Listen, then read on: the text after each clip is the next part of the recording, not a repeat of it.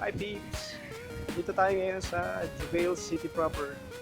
Sinubukan ko makapasok doon sa isang mall sa tapat, mall na malaki. Pero hindi kami pinapasok dahil kami ay naka-shorts. So dito kami ngayon sa Panatir Mall na mukhang sarado naman. And ito ang Jubail City proper, Jubail Town.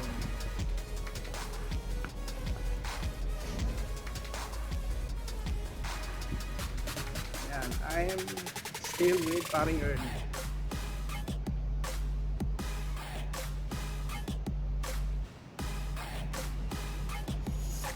Tara, tayo sa McDo. Let's go. Ibang kami pantalon pero hindi kami pinapasok sa mall sa katapat.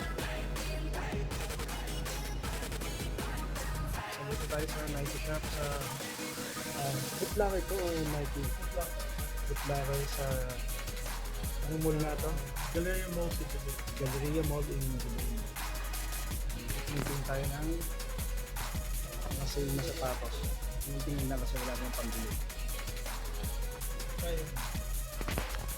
Ito yung sapatos na patay akong bilhin sa Riyadh dati. Nag-sale siya dati, I think 350. Tama, dito 659 reals yun.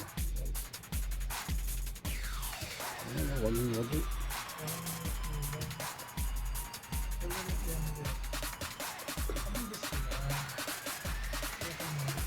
Putlaki nga ito. So hindi siya Nike standalone.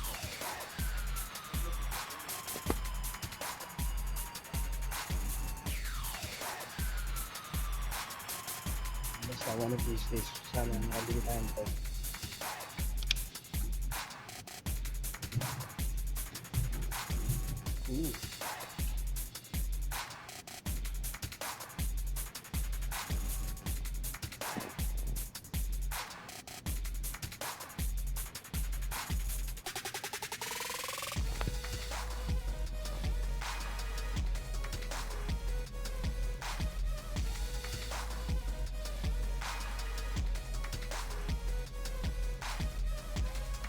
Dito pa rin kami parang sa Mall of Arabia sa Jubail Town Center.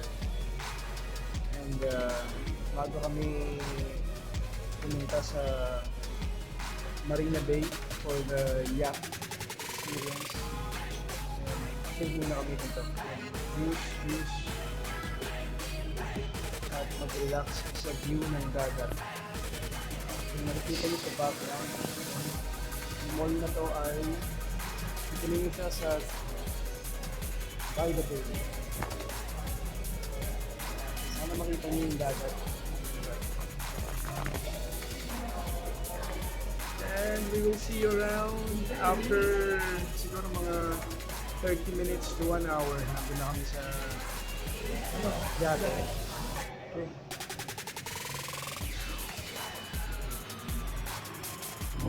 Hi peeps! Nandito ngayon tayo sa Marina Bay, Jubail.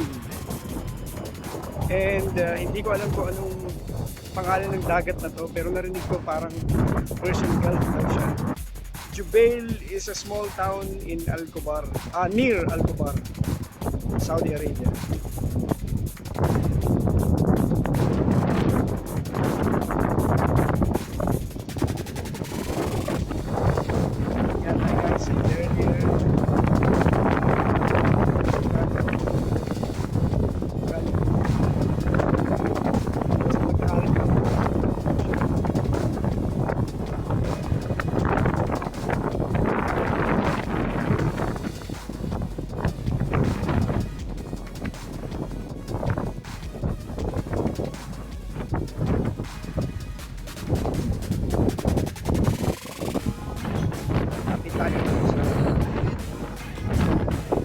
Dito kami ngayon sa Marina Bay pa rin at nandito na kami sa aming na yacht.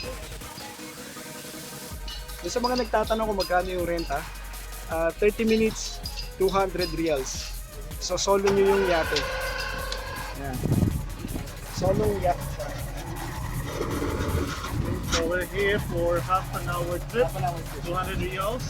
So usually it's maximum of 9 people, pero dalawa lang kami. Hindi kami nakatawag. So, isip natin lang. At lalakad na namin tiinit-init. So, we better pay for 200 reals. Okay, babalikan namin kayo mamaya kapag nandun na kami sa gitna ng dagat. Ito po kami. Yan. Start of So, 30 minutes. yun na nga, palis na kami dahil start na ng 30 minutes na aming oras dito sa private yacht. And I'm also with parang Earl. Earl! Kaway-kaway! Woo! Yun! Saan? It's nice. Kasi, hindi na mahal materials. Hindi ka sa patos, t-shirt na materials. Baka yung get to experience. Get to experience.